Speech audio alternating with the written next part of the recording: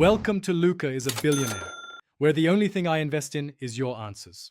You begin by preparing the exact image you want and opening settings. This saves time and prevents hunting later.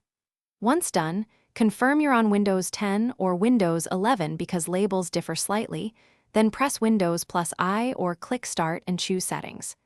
You should see System and Personalization sections. If not, search Personalize in the Settings search box. Make sure the image is in an accessible folder like Pictures, so you can browse quickly when selecting background. Now you choose and configure the background. Go to Settings Personalization Background, or simply right-click the desktop and pick Personalize. Select Picture, then click Browse to navigate to your file in Pictures and pick it. Make sure to set the Fit option, Fill for full coverage, Span for multiple displays, or Center for unscaled images, because wrong fit can blur or crop images. If you choose Slideshow, set the folder, Shuffle, and change interval so the desktop cycles as you expect.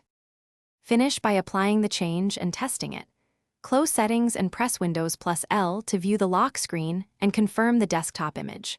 For multi-monitor rigs, set per display wallpapers by right-clicking the desktop and choosing each monitor, or use Span for a single panoramic image.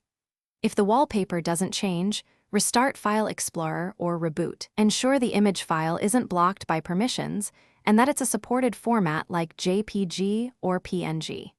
If issues persist, clear personalization policies or check OneDrive sync settings. Thanks for watching and please subscribe. It's the best investment you'll ever make.